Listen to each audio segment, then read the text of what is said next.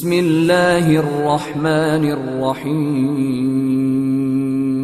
آج سے تقریباً 1500 سال پہلے جب عرب میں انسانیت ختم ہو چکی تھی، لوگ غلاموں کو حقیر سمجھتے تھے، چھوٹی بچیوں کو زندہ دفن کر دیا جاتا تھا اور بتوں کی پوجا عام تھی، یہاں تک کہ کعبہ میں بھی بت رکھے ہوئے تھے۔ اس وقت یہودیوں کو پتا تھا کہ بہت جلد ایک نبی آنے والا ہے جو کہ اس پوری دنیا میں انصاف قائم کرے گا، کیونکہ بائبل میں یہ لکھا تھا کہ احمد نام کا ایک نبی اس دنیا میں آئے گا، جو کہ آج بھی بائبل میں لکھا ہے۔ یہودی اس وقت نبی پاک صلی اللہ علیہ وسلم کا اس طرح سے انتظار کرتے تھے جس طرح آج ہم امام مہدی کا انتظار کرتے ہیں۔ آخرکار 570 عیسوی کو نبی پاک صلی اللہ علیہ وسلم پیدا ہوئے اور اسی دن کعبہ میں رکھے سارے بت خود سے ٹوٹنے لگے، اور پارسیوں کے مندر میں لگی آگ جو کہ ہزاروں سالوں سے جل رہی تھی، جسے ایک بار بھی بجھنے نہیں دیا گیا، وہ بھی اچانک سے بجھ گئی۔ اور اسی طرح بہت سے معجزے ہوئے، کیونکہ یہ کفر کے زوال کا اعلان تھا۔ نبی پاک صلی اللہ علیہ وسلم بچپن سے ہی بہت سچے اور ایماندار انسان تھے۔ عرب کے لوگ نبی پاک صلی اللہ علیہ وسلم کی انہی خوبیوں سے بہت امپریس تھے، اور وہ نبی پاک صلی اللہ علیہ وسلم کی بہت عزت کرتے تھے۔ پھر نبی پاک صلی اللہ علیہ وسلم مکہ کی ایک عزت دار عورت حضرت خدیجہ رضی اللہ تعالی عنہا کی تجارت کا کام سنبھالنے لگے۔ حضرت خدیجہ رضی اللہ تعالی عنہا نبی پاک صلی اللہ علیہ وسلم کے نیک دل اور ایمانداری سے بہت متاثر ہوئی، اور انہوں نے نبی پاک صلی اللہ علیہ وسلم کو نکاح کا پیغام بھیجا۔ نبی پاک صلی اللہ علیہ وسلم نے اس پیغام کو قبول کیا اور حضرت خدیجہ رضی اللہ تعالی عنہا سے شادی کر لی۔ اس کے بعد نبی پاک صلی اللہ علیہ وسلم اپنی زندگی گزارنے لگے، لیکن جیسے ہی نبی پاک صلی اللہ علیہ وسلم 40 سال کی عمر میں پہنچے، آپ کا اس دنیا سے دل اٹھنے لگا اور آپ اکثر شہر سے دور غار میں عبادت کرنے جاتے تھے۔ پھر ایک دن نبی پاک صلی اللہ علیہ وسلم پر پہلی وحی نازل ہوئی۔ نبی پاک صلی اللہ علیہ وسلم کی نبوت پر سب سے پہلے امام علی اور حضرت خدیجہ رضی اللہ تعالی عنہا ایمان لائے، لیکن دوسری طرف وہ لوگ جو نبی پاک صلی اللہ علیہ وسلم کی عزت کیا کرتے تھے، وہ سب آپ کے دشمن بن گئے اور آپ کو مارنے کی دھمکی تک دینے لگے۔ عرب کے لوگ صرف نبی پاک صلی اللہ علیہ وسلم کے ہی نہیں بلکہ جو بھی اسلام لاتا اسے مارتے پیٹتے اور ظلم کرتے تھے، جیسا کہ ابو سفیان اور ابو جہل۔ یہاں تک کہ ایک بار تو مکہ کے سارے لوگ نبی پاک صلی اللہ علیہ وسلم کو مارنے آپ کے گھر تک آ گئے، لیکن نبی پاک صلی اللہ علیہ وسلم کے چچا ابو طالب اور حضرت خدیجہ رضی اللہ تعالی عنہا آپ کے ساتھ کھڑے رہے، کیونکہ نبی علیہ السلام بچپن میں ہی یتیم ہو چکے تھے، اس لیے آپ کے چچا ابو طالب نے آپ کی حفاظت کی۔ لیکن پھر 619 عیسوی میں ایک ہی سال میں نبی علیہ السلام کے چچا ابو طالب اور حضرت خدیجہ دونوں وفات پا گئے، اور اب نبی پاک صلی اللہ علیہ وسلم پھر سے اکیلے پڑ گئے۔ عرب کے لوگوں نے اس کا فائدہ اٹھایا اور نبی علیہ السلام کو مارنے کی سازش کی، تو اللہ نے نبی پاک صلی اللہ علیہ وسلم کو مدینہ کی طرف ہجرت کرنے کا حکم دیا۔ اس وقت صرف 100 سے 200 لوگوں نے ہی اسلام قبول کیا تھا۔ جہاں مکہ میں لوگ نبی پاک صلی اللہ علیہ وسلم کو شہید کرنے کی سازش کر رہے تھے، وہی مدینہ میں اوس اور خزرج قبیلے نبی علیہ السلام کے پاس آئے اور انہیں مدینہ آنے کی دعوت دی، کیونکہ مدینہ کے لوگ یہودیوں سے بہت سالوں سے یہ سنتے آ رہے تھے کہ ان کا ایک نبی آنے والا ہے۔ اسی وجہ سے مدینہ کے لوگوں کو جیسے ہی یہ پتا چلا کہ مکہ میں ایک نبی آیا ہے تو انہوں نے فوراً اسلام قبول کر لیا۔ نبی پاک صلی اللہ علیہ وسلم نے ہجرت کر کے مدینہ جانے کا فیصلہ کیا، اور آہستہ آہستہ مکہ کے سارے مسلمان مدینہ شفٹ ہو گئے۔ پھر ایک دن ابو سفیان کچھ لوگوں کے ساتھ نبی علیہ السلام کے گھر آیا آپ کو شہید کرنے کے لیے، لیکن انہوں نے دیکھا کہ بستر پر امام علی علیہ السلام سوئے ہوئے ہیں، کیونکہ نبی پاک صلی اللہ علیہ وسلم نے امام علی علیہ السلام کو مکہ کے لوگوں کی امانتیں واپس کرنے کے لیے چھوڑا تھا، اور نبی علیہ السلام حضرت ابو بکر رضی اللہ تعالی عنہ کے ساتھ مدینہ روانہ ہو چکے تھے۔ لیکن نبی علیہ السلام نے مدینہ جانے سے پہلے 3 دن غار سور میں قیام کیا تاکہ کہیں ابو سفیان کے لوگ انہیں راستے میں پکڑ نہ لیں۔ 3 دن بعد نبی علیہ السلام مدینہ روانہ ہوئے، اور مدینہ پہنچتے ہی وہاں کے لوگوں نے نبی پاک صلی اللہ علیہ وسلم کا بہت اچھے سے استقبال کیا، اور جو مسلمان اپنا سب کچھ مکہ چھوڑ کر مدینہ آئے تھے انہیں بھی انصار مدینہ نے خوب سپورٹ کیا، یہاں تک کہ کچھ لوگ اپنی بیویوں کو طلاق دینے تک کے لیے تیار ہو گئے تاکہ یہ ان سے شادی کر سکیں۔ جب نبی پاک صلی اللہ علیہ وسلم مدینہ پہنچے تو آپ نے سب سے پہلے مدینہ کے یہودیوں کے ساتھ ایک ڈیل کی کہ اگر مدینہ پر کوئی حملہ ہوتا ہے تو ہم اپنی دشمنی بھول کر ایک ہو کر مدینہ کو ڈیفینڈ کریں گے۔ مدینہ ہجرت کرنے کے 2 سال بعد اسلام کی سب سے پہلی جنگ ہوئی، جسے جنگ بدر کہا جاتا ہے۔ جب مسلمان اپنا سب کچھ مکہ چھوڑ کر مدینہ آئے تو مکہ کے لوگوں نے مسلمانوں کا سب کچھ اپنے قبضے میں کر لیا، تو اللہ نے انہیں اجازت دے دی کہ اب وہ مکہ کے لوگوں کے قافلے لوٹ سکتے ہیں۔ تو مسلمان بغیر کوئی خاص ہتھیار لیے بس کچھ تلواروں کے ساتھ ابو سفیان کے قافلے کو لوٹنے نکل پڑے، کیونکہ مکہ کے قافلے مدینہ سے ہو کر گزرتے تھے۔ لیکن راستے میں ہی اللہ نے نبی پاک صلی اللہ علیہ وسلم کو 2 آپشنز دیے، کہ یا تو وہ ابو سفیان کا قافلہ لوٹ لیں یا پھر جنگ ہوگی۔ اس وقت مسلمانوں کو سب سے بہتر آپشن یہی لگ رہا تھا کہ ابو سفیان کا قافلہ لوٹا جائے، کیونکہ اس سے مسلمانوں کے پاس مال آتا، اور دوسری طرف جنگ کا آپشن مسلمانوں کے لیے موت کو گلے لگانے جیسا تھا، کیونکہ ان کے پاس صرف 8 تلواریں اور 2 گھوڑے تھے۔ لیکن پھر بھی مسلمانوں نے کہا کہ یا رسول اللہ، آپ جیسا کہیں گے ویسا ہی ہوگا، کیونکہ اللہ مکہ کے کافروں کو ان 313 مسلمانوں کے ہاتھوں قتل کر کے معجزہ ظاہر کرنا چاہتا تھا۔ تو نبی پاک صلی اللہ علیہ وسلم نے جنگ کا آپشن چنا۔ ابو سفیان کو اس بات کا پتہ چل چکا تھا کہ مسلمان ان کا قافلہ لوٹنے کے لیے تیار بیٹھے ہیں، تو اس نے ایک شخص کو مکہ بھیجا مدد کے لیے۔ جیسے ہی اس شخص نے مکہ جا کر سب کچھ بتایا تو مکہ سے ابو جہل 1000 لوگوں کا لشکر لے کر نکل پڑا، اور ابو سفیان بھی سمندر کے راستے سے مکہ سیفلی پہنچ گیا۔ مسلمانوں نے مدینہ کے ساؤتھ ویسٹ میں بدر نام کی ایک جگہ پر اپنا پڑاؤ ڈالا، اسی وجہ سے اسے جنگ بدر کہتے ہیں۔ اگلے دن ابو جہل 1000 لوگوں کے ساتھ اس جگہ پہنچا۔ اب دونوں فوجیں آمنے سامنے آ چکی تھی۔ اسی وقت ابو جہل کی فوج میں سے ایک عتبہ نامی انسان اپنے بھائی اور بیٹے کے ساتھ سامنے آیا، اور اس نے مسلمان فوج کو للکارا کہ کوئی آ کر اس کا مقابلہ کرے۔ تو مسلمانوں کی فوج سے 3 لوگ سامنے آئے، ایک نبی پاک صلی اللہ علیہ وسلم کے چچا حضرت حمزہ، دوسرے حضرت عبیدہ اور تیسرے میرے مولا علی، اور ان تینوں نے عتبہ کو ختم کر دیا۔ اس کے بعد مسلمانوں اور کافروں کے ساتھ جنگ شروع ہوئی۔ کافروں کو لگتا تھا کہ وہ آرام سے جیت جائیں گے، کہاں 313 اور کہاں 1000، اور وہ بھی گھوڑوں اور تلواروں کے ساتھ۔ لیکن اللہ نے اس جنگ میں مسلمانوں کی مدد کے لیے فرشتے بھیجے، اور ان فرشتوں نے مسلمانوں کے ساتھ مل کر جنگ لڑی اور کافروں کی فوج کو بری طرح سے ہرا کر بھگا دیا۔ اور اسی جنگ میں مسلمانوں کا سب سے بڑا دشمن ابو جہل بھی مارا گیا، اور یہ جنگ مسلمانوں کی نہیں بلکہ اسلام کی بہت بڑی جیت تھی، اور اسی طرح اللہ نے مسلمانوں کی تلواروں سے کافروں کو شکست دی۔ اس ہار کے بعد کافر اب مسلمانوں سے بدلہ لینا چاہتے تھے، کیونکہ مکہ کے لوگوں کی پورے عرب میں عزت تھی، اور اب سوال ان کی عزت کا تھا۔ تو اس بار ابو جہل کی موت کے بعد ابو سفیان 3000 کا لشکر لے کر مسلمانوں کے خلاف چل پڑا، جس میں خالد بن ولید بھی شامل تھے۔ نبی پاک صلی اللہ علیہ وسلم یہ جنگ مدینہ میں لڑنا چاہتے تھے، کیونکہ نبی علیہ السلام نے مدینہ کے یہودیوں کے ساتھ ڈیل کی تھی کہ اگر مدینہ پر حملہ ہوا تو ہم مل کر مقابلہ کریں گے، اس سے مسلمانوں کو ایڈوانٹیج ملتا۔ لیکن میجورٹی صحابہ نے مدینہ کے باہر ریگستان میں جنگ لڑنے کا فیصلہ کیا، تو نبی پاک صلی اللہ علیہ وسلم نے ان کی بات مان لی، اور 1000 مسلمان 3000 کے مقابلے میں تھے، جہاں احد پہاڑ پر مسلمانوں کا ابو سفیان کے لشکر سے سامنا ہوا۔ لیکن اسی وقت ایک منافق عبداللہ ابن ابی 300 لوگوں کے ساتھ یہ جنگ چھوڑ کر چلا گیا، جس سے مسلمان اب صرف 700 رہ گئے۔ تو نبی پاک صلی اللہ علیہ وسلم نے ایک اسٹریٹجی اپنائی۔ آپ نے 50 تیر اندازوں کو احد پہاڑ کی بیک سائڈ پر کھڑا کر دیا، اور انہیں سختی سے حکم دیا کہ یہاں سے بالکل نہ ہلنا، چاہے مسلمانوں کے جسموں کو پرندے بھی کھانے لگے۔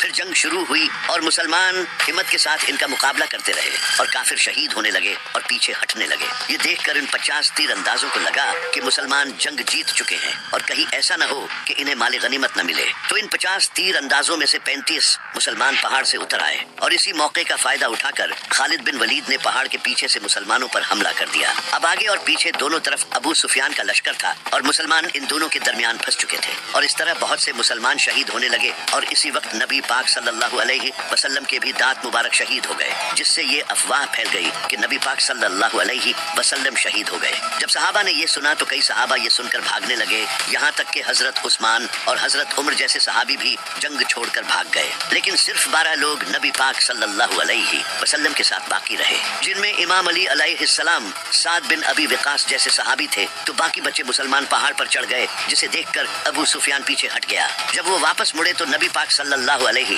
وسلم نے امام علی اور باقی کچھ صحابہ کو ان کے پیچھے بھیجا تاکہ یہ پلٹ کر حملہ نہ کر دیں، اور ان صحابہ نے بڑی بہادری دکھائی جس کی اللہ نے قرآن میں تعریف کی ہے۔ اس جنگ میں مسلمانوں کو بہت نقصان ہوا، جیسے کہ نبی پاک صلی اللہ علیہ وسلم کے چچا حضرت حمزہ رضی اللہ تعالی عنہ شہید ہو گئے، جو کہ مسلمانوں کے آرمی چیف تھے۔ احد کی جنگ کے بعد ابو سفیان نے آخری کوشش کی مسلمانوں کو ختم کرنے کی، اور اس نے عرب کے کئی بڑے قبیلوں کو اپنے ساتھ ملایا تاکہ اس بار وہ ایک بڑی فوج کے ساتھ مسلمانوں کو ختم کر سکے۔ انہوں نے 10,000 کا لشکر تیار کیا، جبکہ مسلمان ٹوٹل 3,000 تھے۔ وہیں دوسری طرف نبی پاک صلی اللہ علیہ وسلم کو بھی اس بات کا پتہ چل چکا تھا کہ ان کے خلاف سازشیں ہو رہی ہیں، تو نبی علیہ السلام نے صحابہ سے اس بارے میں مشورہ کیا۔ تو ایک صحابی جو کہ پرشیا کو چھوڑ کر مدینہ آئے تھے، جن کا نام حضرت سلیمان فارسی تھا، انہوں نے نبی علیہ السلام کو بتایا کہ पर्सिया में हम अपने दुश्मनों से बचने के लिए खंदक खोदते हैं जिससे वो हम तक पहुंच नहीं सकते और हम इन पर तीरों के साथ हमला करते हैं। तो नबी अलैहिस्सलाम को ये ऑप्शन ठीक लगा और आपने मदीना के फ्रंट पर खंदक खोदने का फैसला किया, क्योंकि मदीना बाकी सभी तरफ से पहाड़ों से घिरा हुआ था। तो फिर मुसलमानों ने खंदक खोदना शुरू कर दिया। ये खंदक खोदना ही मुसलमानों के लिए एक बहुत मुश्किल काम था, क्योंकि मदीना एक पहाड़ी इलाका था और इस इलाके में खंदक खोदना कोई आसान काम नहीं। लेकिन फिर भी मुसलमान पूरी जान लगाकर खंदक खोदते रहे। खंदक खोदते वक्त एक ऐसा पत्थर आया जो कि हजरत सलमान फारसी रजी अल्लाह तआला अन्हु से टूट नहीं रहा था। तो सहाबा ने नबी अलैहिस्सलाम को जाकर ये बताया। फिर नबी अलैहिस्सलाम खुद आए और आपने इस पत्थर पर 3 बार हथौड़ा मारा, जिससे वो पत्थर टुकड़े टुकड़े हो गया। इस पत्थर को तोड़ते वक्त नबी अलैहिस्सलाम को एक रोशनी दिखाई दी और फिर आपने फरमाया कि पहली बार जब मुझे रोशनी दिखाई दी तो अल्लाह ने मुझे रोम अता किया, और दूसरी बार जब मुझे रोशनी दिखाई दी तो अल्लाह ने मुझे पर्शिया अता किया, और तीसरी बार अल्लाह ने मुझे यमन भी अता कर दिया। उस वक्त रोमन और पर्शियन एम्पायर दुनिया की सुपर पावर थी। जब मुनाफिकों ने ये सुना तो वो कहने लगे, यहाँ हमारे इतने बुरे हालात हैं और ये रोमन और पर्शियन एम्पायर की बातें कर रहे हैं। ये जंग मुसलमानों के लिए बहुत बड़ी आजमाइश थी, क्योंकि इससे पहले जंगे उहद में मुसलमानों के साथ जो हुआ था, उसके बाद अब दोबारा फिर 10,000 का लश्कर इन्हें मारने आ रहा था और मुसलमान सिर्फ 3,000 थे। जैसे ही वो 10,000 का लश्कर जंग लड़ने मदीना पहुंचा तो वो इस खंदक को देखकर हैरान रह गए, क्योंकि इन्हें इस बात का बिल्कुल भी अंदाजा नहीं था। इनके पास दूसरा कोई ऑप्शन नहीं था, तो उन्होंने खंदक के बिल्कुल सामने पड़ाव डाला। लेकिन एक इंसान ऐसा था जिसने ये खंदक पार कर ली। इसका नाम था अमर बिन अब्दे वद। ये इंसान एक बहुत बड़ा जंगजू था, जिससे पूरे अरब के लोग डरते थे, क्योंकि ये 100 आदमियों से अकेला लड़ता था। जैसे ही ये खंदक पार करके मुसलमानों के सामने आया, इसने मुसलमानों की पूरी फौज को चैलेंज दिया कि तुम तो कहते हो कि मरने के बाद हम सीधा जन्नत में जाएंगे, तो आओ मैं तुम्हें तुम्हारी जन्नत में पहुंचा दूं। लेकिन इसे देखकर 3,000 मुसलमानों में किसी की भी हिम्मत नहीं हुई कि वो इसके सामने आकर इसका मुकाबला कर सके, सिवाय एक 27 साल के लड़के के जिसका नाम था अली। जैसे ही इसने मुसलमानों को ललकारा तो इमाम अली अलैहिस्सलाम खड़े हुए और आपने नबी सल्लल्लाहु अलैहि वसल्लम से इजाजत मांगी, लेकिन नबी सल्लल्लाहु अलैहि वसल्लम ने इमाम अली अलैहिस्सलाम को बैठा दिया। इसने दोबारा फिर ललकारा, लेकिन कोई खड़ा नहीं हुआ सिवाय इमाम अली के। लेकिन नबी अलैहिस्सलाम ने दोबारा फिर इमाम अली अलैहिस्सलाम को बैठा दिया। तीसरी बार जब इसने दोबारा फिर ललकारा तो नबी अलैहिस्सलाम ने इमाम अली अलैहिस्सलाम को रवाना किया। एक तरफ अरब का मशहूर जंगजू जिसके पास सालों का जंगी एक्सपीरियंस था, और दूसरी तरफ एक 27 साल का लड़का। जैसे ही इमाम अली अलैहिस्सलाम इसके सामने गए तो अमर बिन अब्दे वद ने इमाम अली अलैहिस्सलाम को पहचान लिया, क्योंकि इमाम अली के वालिद अबू तालिब इसके बड़े अच्छे दोस्त थे। तो इसने इमाम अली से कहा कि मैं तुझसे नहीं लड़ सकता, किसी और को भेज। लेकिन इमाम अली अलैहिस्सलाम ने कहा कि मैं तो तुझसे लड़ना चाहता हूँ। फिर इसने इमाम अली अलैहिस्सलाम से कहा कि मैं अपने हर मुखालिफ को 3 ख्वाहिशों का इजहार करने का मौका देता हूँ। तो इमाम अली अलैहिस्सलाम ने कहा कि मेरी पहली ख्वाहिश तो ये है कि तुम मुसलमान हो जाओ, और दूसरी ख्वाहिश ये है कि तुम ये जंग छोड़कर वापस चले जाओ, और तीसरी ख्वाहिश ये है कि तुम मेरा मुकाबला करो। इस बात पर उसे गुस्सा आया और वो तेजी से इमाम अली की तरफ हमला करने बढ़ा, तो मेरे मौला अली ने एक ही वार में इसे खत्म कर दिया। ये देखकर सब हैरान रह गए, क्योंकि ये किसी मुआजिजे से कम नहीं था। तो इसके बाद काफिरों ने दोबारा खंदक पार करने की हिम्मत नहीं की। फिर अल्लाह ने तेज आंधी चलाई, जिससे काफिरों के खेमे उड़ गए और इन्हें बहुत नुकसान हुआ। लेकिन काफिरों ने एक नई चाल चली। उन्होंने मदीना में मौजूद यहूदियों को अपने साथ कर लिया और इनसे मदीना में दाखिल होने का रास्ता मांगा, जबकि इन यहूदियों ने मुसलमानों के साथ डील की हुई थी। फिर भी उन्होंने गद्दारी कर दी और इस तरह मुसलमान फंस गए, और अब इन्हें अपनी मौत सामने नजर आने लगी, क्योंकि मदीना में मुसलमानों की फैमिलीज भी थी। अब सिर्फ उनकी ही नहीं बल्कि उनकी फैमिलीज की जान भी खतरे में आ चुकी थी। उसी वक्त अल्लाह ने अपना एक और मुजज़ा कर दिखाया। एक इंसान जिसका नाम नुआइम बिन मसूद था, उसने इस्लाम कबूल कर लिया और वो नबी पाक सल्लल्लाहु अलैहि वसल्लम के पास आया। उसने नबी पाक सल्लल्लाहु अलैहि वसल्लम से कहा कि मैंने इस्लाम कबूल कर लिया है, लेकिन ये बात किसी को भी नहीं पता। उसने अपना एक प्लान नबी सल्लल्लाहु अलैहि वसल्लम के सामने रखा और आपने उसे इसकी इजाजत दे दी। फिर वो सीधा यहूदियों के पास गया और उनका ब्रेन वॉश किया। उसने यहूदियों से कहा कि अगर ये जंग न हुई तो मक्का के लोग तुम्हें छोड़कर भाग जाएंगे, फिर तुम्हारी मौत पक्की है। अगर तुम्हें मुझ पर यकीन नहीं तो इनसे ट्रस्ट के तौर पर इनके 8 सरदार मांगो। इसके बाद वो सीधा काफिरों के पास गया और उनसे कहा कि मदीना के यहूदी मोहम्मद के साथ मिले हुए हैं और वो मोहम्मद को अपना ट्रस्ट शो करने के लिए तुमसे तुम्हारे 8 सरदार मांगेंगे। तो जैसे ही यहूदियों ने इनके 8 सरदार मांगे तो इन्होंने साफ इनकार कर दिया। इससे इनकी डील टूट गई। अब काफिर फिर से अकेले पड़ गए थे और आंधी की वजह से उन्हें काफी माली नुकसान हुआ और उनका खाना भी खत्म हो गया। फिर वो वापस चले गए। इनके जाने के बाद नबी अलैहिस्सलाम अपनी ज़रा उतारने लगे। इतने में ही हजरत जिब्राइल आपके पास आए और आपसे फरमाया, या रसूलुल्लाह, अभी यहूदियों से बदला बाकी है। तो नबी अलैहिस्सलाम ने इमाम अली अलैहिस्सलाम की क़ियादत में एक फौज रवाना की और फरमाया कि असर की नमाज हम वही पढ़ेंगे। वहाँ पहुंचकर यहूदियों ने नबी अलैहिस्सलाम से कहा, हमें आपका फैसला कबूल नहीं, आप हमारे साथ जो चाहते हो वो करो, लेकिन हमारा फैसला साद बिन मुआज रजी अल्लाह ताला अन्हा से कराओ, क्योंकि साद बिन मुआज को वो जानते थे। तो साद बिन मुआज ने उन्हीं यहूदियों की किताब तौरात से फैसला किया, क्योंकि तौरात में गद्दारी की सजा मौत है। इस वजह से फिर हजारों यहूदियों को कत्ल कर दिया गया, सिवाय उनके बच्चों और औरतों के, आज नॉन मुस्लिम्स। इस इंसिडेंट को मुसलमानों के खिलाफ यूज करते हैं और नबी अलैहिस्सलाम के कैरेक्टर पर उंगली उठाते हैं, जबकि यही कानून आज पूरी दुनिया में फॉलो किया जाता है। खंदक की जंग में जब अबू सुफियान अपना लश्कर लेकर चला गया था, तो नबी अलैहिस्सलाम ने फरमाया था कि अब मुशरकीने अरब आज के बाद तुम पर हमला नहीं करेंगे, अब तुम उन पर हमला करोगे। एक रात अल्लाह ने नबी अलैहिस्सलाम को ख्वाब के जरिए उम्रा करने का हुक्म दिया, तो नबी अलैहिस्सलाम तकरीबन 1500 सहाबा के साथ मक्का उम्रा करने के लिए चले गए। जब अरब के मुशरकीन को इसका पता चला तो उन्हें लगा कि ये हम पर हमला करने आ रहे हैं, तो उन्होंने खालिद बिन वलीद को जासूसी करने भेजा। खालिद बिन वलीद ने वापस आकर इन्हें बताया कि वो तो सिर्फ उम्रा करने आए हैं। तो अबू सुफियान ने कहा कि हम मक्का के सरदार हैं, हमारी इजाजत के बगैर वो उम्रा कैसे कर सकते हैं। इसलिए इन्होंने मुसलमानों को उम्रा करने से रोक दिया और एक शख्स जिसका नाम उर्वा बिन मसूद था, इसे नबी अलैहिस्सलाम के पास धमकाने के लिए भेजा।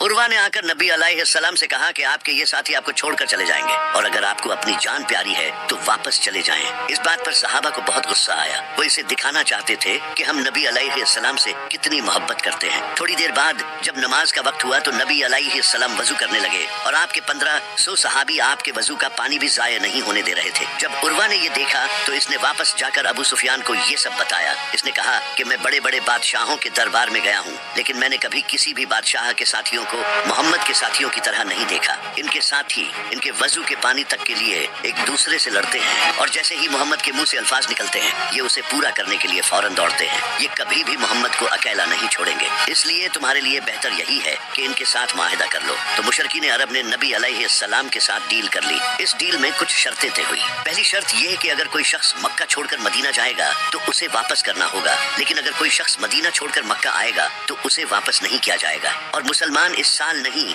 बल्कि अगले साल से उम्रा कर सकते हैं और 10 साल के लिए अब कोई जंग नहीं होगी। इस डील में सारी शर्तें मुशरिकीन के हक में थी और मुसलमानों के हक में कोई शर्त भी नहीं थी। इसी वजह से नबी अलैहिस्सलाम के सहाबा ने ये डील करने से आपको रोका, लेकिन नबी अलैहिस्सलाम ने फिर भी ये डील कर ली। लेकिन कमाल ये हुआ कि जिस शख्स ने ये मुआहिदा लिखा था इसका अपना बेटा नबी अलैहिस्सलाम के पास इस्लाम कबूल करके आ गया और आपसे कहा कि मुझे इन काफिरों के पास मत भेजें। नबी अलैहिस्सलाम ने बहुत कोशिश की लेकिन मुआहिदा हो चुका था, इसी वजह से उसे वापस भेजना पड़ा। लेकिन कुछ टाइम बाद एक शख्स मदीना आया जिसका नाम अबू बसीर था, लेकिन नबी अलैहिस्सलाम ने मुआहिदे के तहत इसे भी वापस भेज दिया और मुशरिकीन इसे वापस ले गए। लेकिन इसने रास्ते में ही इनको कत्ल कर दिया और मक्का जाने की बजाय उसने मदीना के बाहर एक जगह पर पड़ाव डाल लिया। इसके बाद जो भी लोग मक्का से इस्लाम कबूल करके आते वो वापस मक्का जाने की बजाय इसी जगह रहने लगे और कुछ ही वक्त में यहाँ अच्छी खासी आबादी हो गई। और ये वही जगह थी जहाँ से मक्का के काफिले गुजरते थे और मक्का की पूरी इकोनॉमी इन काफिलों पर डिपेंडेंट थी।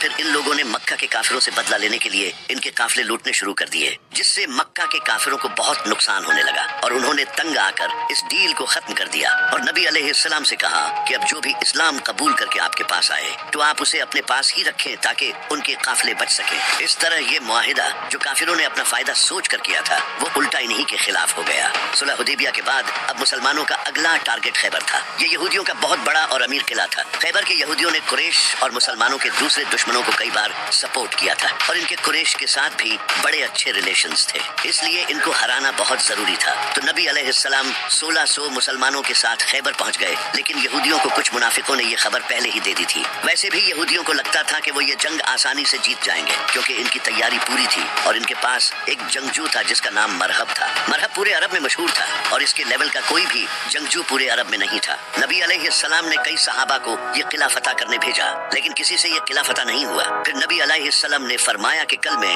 ये झंडा उस इंसान के हाथ में दूंगा जो अल्लाह और उसके रसूल से मोहब्बत करता है और अल्लाह और उसका रसूल भी उससे मोहब्बत करते हैं। सारे सहाबी इस उम्मीद में थे कि ये झंडा उन्हें मिले, यहाँ तक कि हजरत उमर को तो उस रात नींद भी नहीं आई। लेकिन अगले ही दिन नबी अलैहिस्सलाम ने फरमाया अली को बुलाओ। इमाम अली अलैहिस्सलाम की आंखें दर्द में थी। नबी अलैहिस्सलाम ने अपना लुआब इनकी आंखों में लगाया और इनके लिए दुआ की। इमाम अली अलैहिस्सलाम अलैहिस्सलाम ने फरमाया कि मैं आखिरी दम तक लड़ूंगा। तो नबी अलैहिस्सलाम ने फरमाया, अली पहले इन्हें इस्लाम की दावत देना, अगर कोई एक इंसान भी इस्लाम ले आया तो ये तुम्हारे लिए सुर्ख ऊंटों से बेहतर होगा। इमाम अली अलैहिस्सलाम आगे बढ़े और सामने मरहब खड़ा था। इसने कहा कि मेरा नाम मरहब है और कोई ऐसा इंसान नहीं जो मेरा मुकाबला कर सके। तो इमाम अली अलैहिस्सलाम ने फरमाया, मेरी माँ ने मेरा नाम हैदर रखा और मैं शेर की तरह हमला करता हूँ। ये सुनकर मरहब आगे बढ़ा तो इमाम अली ने एक ही वार किया और इसके जिस्म के 2 टुकड़े हो गए। ये देखकर सारे यहूदी कांपने लगे। फिर इमाम अली अलैहिस्सलाम आगे बढ़े और खैबर के 900 किलो के दरवाजे को उखाड़ कर फेंक दिया। इसके बाद मुसलमानों ने हमला किया और खैबर फतह कर लिया। खैबर की जंग के बाद नबी अलैहिस्सलाम ने अपना एक रिप्रेजेंटेटिव बसरा के गवर्नर की तरफ भेजा ताकि इन्हें इस्लाम की दावत दे सके, लेकिन उन्होंने न सिर्फ दावत कबूल करने से इनकार किया बल्कि इस सहाबी को कत्ल कर दिया जो कि जंग का ऐलान था। तो नबी अलैहिस्सलाम ने 3000 का लश्कर तैयार किया रोमन एम्पायर से जंग करने के लिए। नबी अलैहिस्सलाम ने इस फौज का सरदार ज़ैद बिन हारिसा को बनाया और फरमाया, अगर ये शहीद हो जाएं तो तुम्हारा अगला सरदार इमाम अली के भाई जाफर बिन अबी तालिब होंगे, लेकिन अगर ये भी शहीद हो जाएं तो तुम्हारा अगला सरदार अब्दुल्ला बिन रवाहा होगा। इसके बाद मुसलमान रोमन एम्पायर के खिलाफ जंग करने निकल पड़े। जैसे ही मुसलमान मूता के पहाड़ों पर पहुंचे तो सामने 1 लाख फौज इनका इंतजार कर रही थी, कहां 3000 और कहां 1 लाख। लेकिन मुसलमानों ने फिर भी इन पर हमला किया। ये जंग मूता के पहाड़ों के दरमियान लड़ी जा रही थी, इसी वजह से इसे जंगे मूता कहा जाता है। इस जंग में मुसलमानों की फौज के एक के बाद एक लीडर्स शहीद होने लगे। पहले ज़ैद बिन हारिसा, फिर जाफर बिन अबी तालिब और उसके बाद अब्दुल्ला बिन रवाहा। और नबी अलैहिस्सलाम इनसे मीलों दूर मदीना में बैठे सहाबा को ये सब बता रहे थे। नबी पाक अलैहिस्सलाम ने फरमाया, ज़ैद ने झंडा लिया और मारा गया, फिर जाफर ने झंडा लिया और मारा गया, फिर इब्ने रवाहा ने झंडा लिया और मारा गया।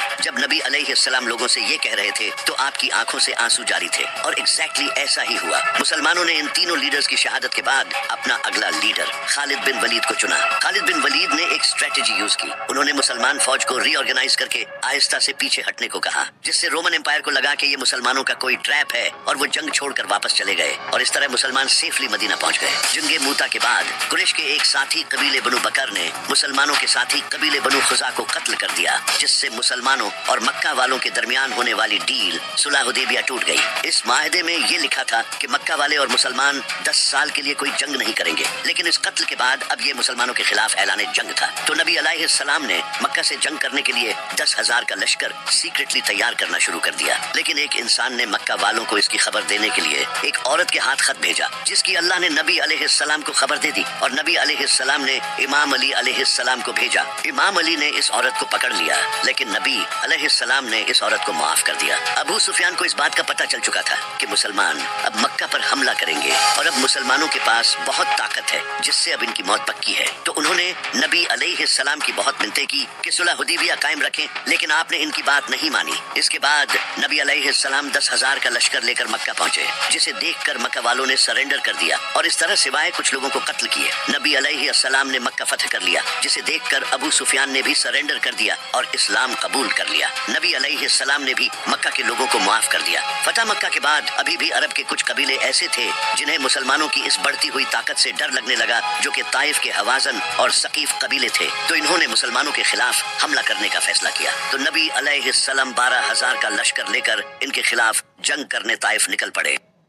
ताइफ में हुनैन नामी पहाड़ों के दरमियान मुसलमानों का सामना यहूदियों से हुआ, इसी वजह से इसे जंगे हुनैन कहा जाता है। इस जंग में कुछ मुसलमानों के मुंह से कुछ जुमले निकले। इन मुसलमानों ने कहा कि बद्र में हम सिर्फ 313 थे और आज हम 12,000 हैं, जिसके मुकाबले में काफिर तो हमसे बहुत कम हैं। ये जंग तो हम आराम से जीत जाएंगे। जैसे ही इनके पास ताकत आई तो ये अल्लाह को ही भूल गए। अल्लाह को इनका गुरूर पसंद नहीं आया। इसके बाद जब जंग शुरू हुई तो काफिरों ने ऐसा हमला किया कि मुसलमान झेल नहीं पाए, तो सारे मुसलमान वापस भागने लगे। सिर्फ 80 लोग नबी अलैहिस्सलाम के साथ बाकी रहे और नबी अलैहिस्सलाम अकेले काफिरों की तरफ बढ़े और कहा, बेशक मैं नबी हूँ, इसमें कोई शक नहीं, और अबू तालिब का बेटा हूँ। और फिर आपने अपने हाथ से मिट्टी उठाई और काफिरों की तरफ फेंकी और इस तरह सारे काफिर अंधे हो गए, जिससे मुसलमान ये जंग जीत गए। इस जंग से मुसलमानों को बहुत माले गनीमत मिला। जंगे मूता के बाद जब खालिद बिन वलीद रजी अल्लाह ताला अन्हा मुसलमानों को सेफली मदीना ले आए, तो इस बार नबी अलैहिस्सलाम ने रोमन एम्पायर के خلاف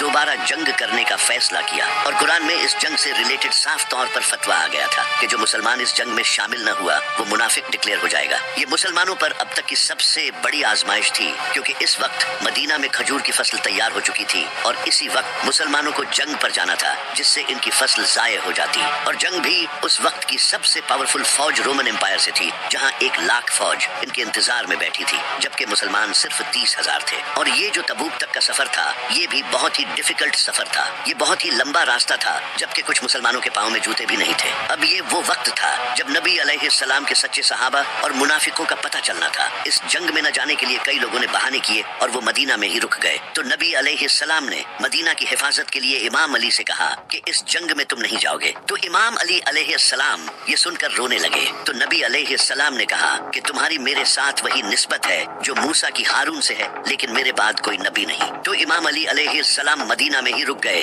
جیسے ہی نبی علیہ السلام 30,000 کا لشکر لے کر تبوک جنگ لڑنے پہنچے تو رومن امپائر مسلمانوں کی اتنی بڑی فوج دیکھ کر بھاگ گئی۔ یہ اللہ کی طرف سے ایک معجزہ تھا اور مسلمانوں کے لیے آزمائش تھی۔ نبی علیہ السلام 40 دن تک تبوک پر ٹھہرے رہے۔ وہاں رومن امپائر کے آس پاس کے کئی قبیلوں نے آ کر نبی علیہ السلام کے ساتھ ڈیل کر لی۔ پھر جیسے ہی نبی علیہ السلام تبوک سے واپس لوٹ رہے تھے تو 14 ایسے منافق تھے جو صرف اس لیے آئے تھے تاکہ وہ نبی علیہ السلام کو شہید کر سکیں۔ ان لوگوں نے ایک تنگ گھاٹی میں نبی علیہ السلام پر حملہ کر دیا، لیکن عمار ابن یاسر اور حذیفہ بن یمان نے آپ صلی اللہ علیہ وسلم کی حفاظت کی۔ ان 14 منافقوں نے اپنے منہ پر کپڑا لپیٹ رکھا تھا۔ اس کے بعد نبی علیہ السلام نے حضرت حذیفہ بن یمان رضی اللہ تعالی عنہ کو ان 14 منافقوں کے نام بتائے، اور یہ نبی علیہ السلام اور حذیفہ بن یمان رضی اللہ تعالی عنہ کے درمیان ایک راز تھا۔ وہی مدینہ میں موجود منافقوں نے اپنی ایک الگ مسجد بنا لی، کیونکہ انہیں لگا کہ نبی علیہ السلام اب زندہ واپس نہیں لوٹیں گے اور ہم اسلام کے سردار بن جائیں گے۔ لیکن جیسے ہی نبی علیہ السلام واپس آئے آپ نے فوراً اللہ کے کہنے پر اس مسجد کو توڑ دیا۔ اس جنگ کے بعد اب اسلام ایک گلوبل پاور بن چکا تھا،